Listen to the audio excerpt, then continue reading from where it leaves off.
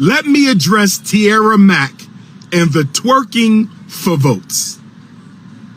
Here's my pre-analysis.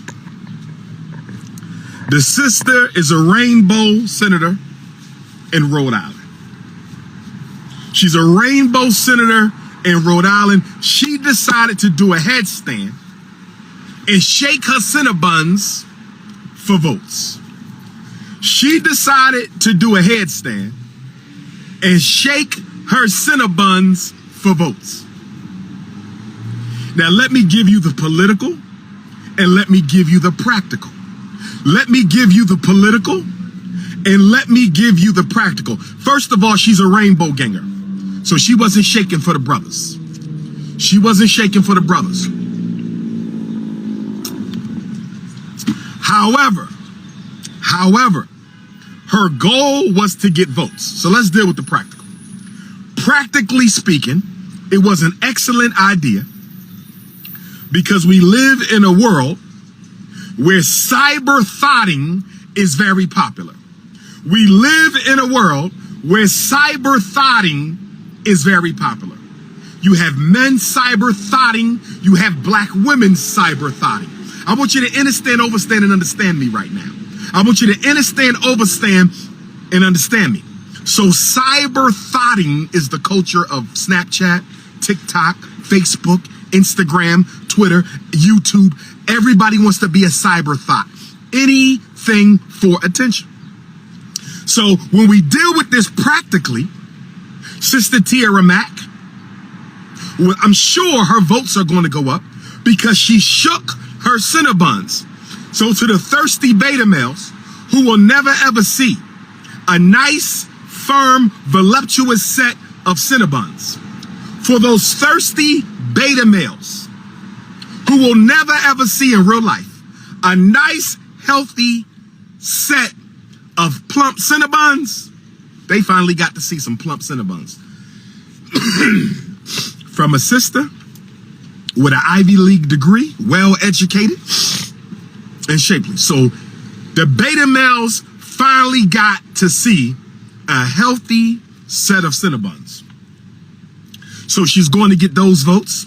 She's going to get the rainbow votes. She's going to win because she shook that ass. So practically, was it effectively? Absolutely. Practically, was it effective? Yes. Politically, it was a disgrace.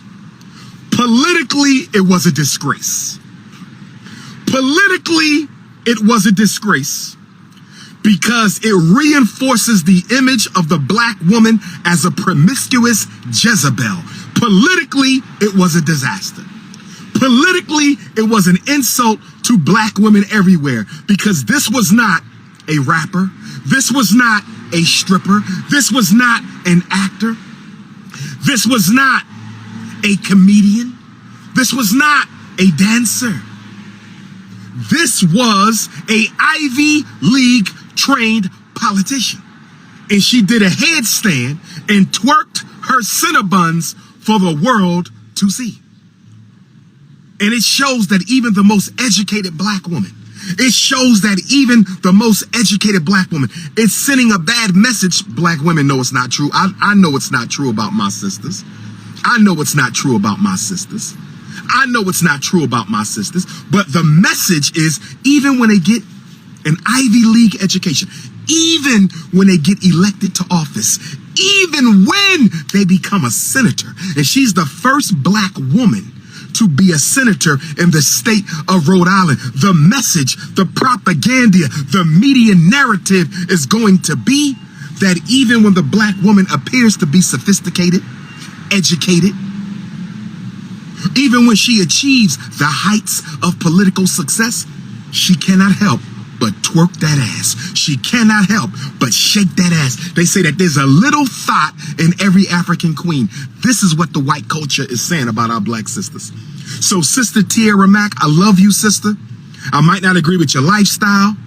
I definitely did not agree with you shaking your Cinnabons. And the next time you do that, Sister 𝚂𝚗𝙗𝚁, the next time you decide to do a headstand and shake your Cinnabons, would you please put some shea butter on those cheeks? The next time, Sister Tierra, you decide to twerk upside down for the world to see, will you please put some shea butter on your cheeks? If you can't find shea butter, get some cocoa butter. If you can't find cocoa butter, get some almond butter. I don't give a damn if you get some Crisco butter, but your mother should have taught you, you do not come outside and twerk with no ashy ass cheeks. Put some oil on your Cinnabons. Now let's get back to the message. Consciousness over the cookies, brothers, we must stay focused. Politics over punani, sisters, we must stay focused. Business over the bedroom, Africans, we must stay focused. Revolution over romance. Here's the question that black women have to ask. Here is the question that black women have to ask. Here's the question black women need to answer themselves. I'm just getting over my sickness, my fever. I'm sweating it out. I'm sweating it out. Here's the question African queens must ask. The question for African women: is your body sacred enough for there to be limits on your sexual exposure? That's the question I want to ask black women. I'm putting this out to the queendom and my Germaniacs. Okay? The Germaniacs are the elite guard of the African queendom. The Germaniacs are those down for Dr. 𝚂𝚗𝙱𝚁𝙸𝙱 queens who, when everybody else is hating, when everybody else turn their backs on 𝚂𝚗𝙱𝚁𝙱, the Germaniacs are there. The Germaniacs are there. But my question to black women, my question to the queendom, is there anything sacred enough for which you should not shake your ass? Is there anything sacred enough for which black women should not expose themselves or suggest sexually regarding themselves? See, if the black woman's body is sacred, there's some things that should never be done by the black woman publicly. If the black woman's feminine energy is sacred, then there must be some boundaries.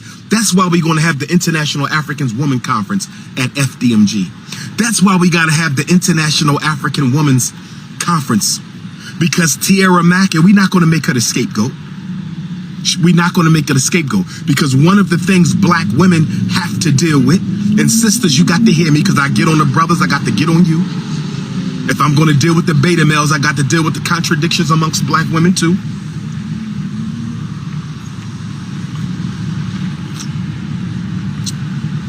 You cannot cry for respect, and you are due respect. Every black man should be honoring every black woman. Black women are due that respect. But when you demand respect and then do a headstand and shake your ass for votes. Now, see, I know Tierra Mack was saying to herself, I need the millennial vote. I beat that white man with the millennial vote. I need the Generation Z vote. She's looking at the young people who ain't registered and don't vote. She's looking at the young people who ain't registered and don't vote. She's looking at the young people who are not registered and do not vote. She said, what can I do to attract them? Sex sell. So she twerked her Cinnabons for votes. And now that she has made history as the first female politician in American history to do a headstand and shake her ashy ass for votes, she won't be the last one. She has broken new ground. She has broken new ground. You're now going to see more black women running for office do some sexually subjective behavior, because Tierra Mack is going to show how many votes you can get by shaking that ass upside down. But black women have to ask themselves, is there anything that we should not do using sex?